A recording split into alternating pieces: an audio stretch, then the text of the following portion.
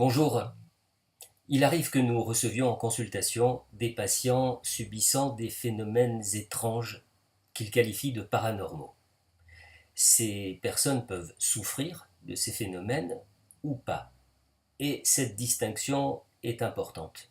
Dans les deux cas, il s'agit d'éclairer, d'apporter du sens, mais pas au nom de la même recherche, de la même attente de la part du patient. Confronté à ce genre de situation, de quels outils disposons-nous? Le premier outil, toujours évident et incontournable à mon sens, c'est le socle de la psychopathologie, c'est-à-dire les éléments qui nous permettent de comprendre qui est le patient, quelle est sa structure, quelle peut être la fonction du phénomène en question dans l'économie psychique du sujet. Et puis le deuxième outil, sur lequel nous n'insisterons jamais suffisamment, c'est la culture générale. Le thérapeute, quelle que soit l'approche à laquelle il a recours au quotidien, se doit d'être grand ouvert sur le monde, d'avoir des bases solides dans de nombreuses matières. L'histoire, les arts, l'anatomie, les pathologies, les religions, les cultures autres que la sienne propre, et cette liste n'est bien évidemment pas exhaustive. Sans ces deux outils, le thérapeute s'expose à deux risques. Celui de l'incompréhension et donc de l'impuissance à aider le patient, ou bien celui d'une interprétation totalement hors de la réalité, c'est-à-dire abondant dans le sens initialement donné par le patient. Je vais prendre un exemple concret. Voici une patiente qui vient consulter parce qu'il lui arrive régulièrement ces derniers temps un phénomène nocturne qui l'angoisse beaucoup.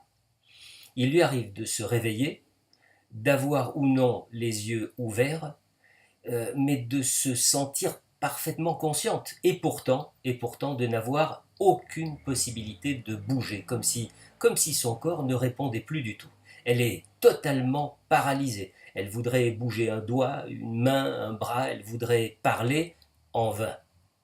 En même temps, la patiente dit sentir une présence, soit tout près d'elle, soit posée tout contre elle. Et cette pression sur sa poitrine l'oppresse et l'épouvante. Ça dure parfois juste quelques secondes, dit-elle, et d'autres fois plusieurs minutes.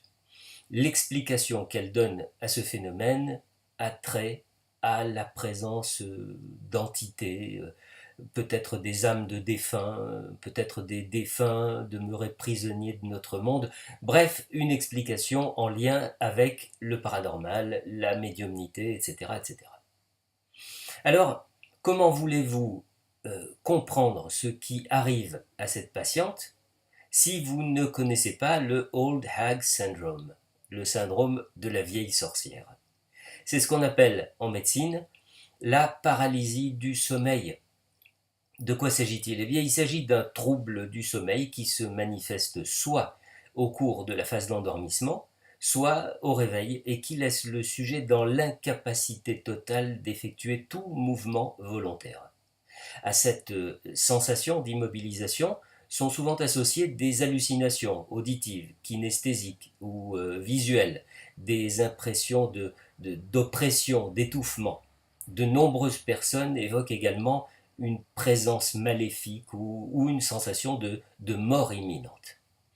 L'absence de tonus musculaire et l'irruption du sommeil paradoxal dans les phases de transition entre la veille et le sommeil expliquent cette parasomnie relativement fréquente dans la population et plus particulièrement expérimentée pendant l'adolescence. Ce trouble du sommeil est décrit depuis très longtemps, en fait depuis l'Antiquité, et son caractère étrange a donné naissance à de nombreuses superstitions et croyances diverses. Superstitions et croyances qui subsistent encore aujourd'hui tant que la personne qui en souffre n'a pas la possibilité d'accéder à l'explication rationnelle du phénomène, explication qui suffit la plupart du temps à la rassurer. À bientôt.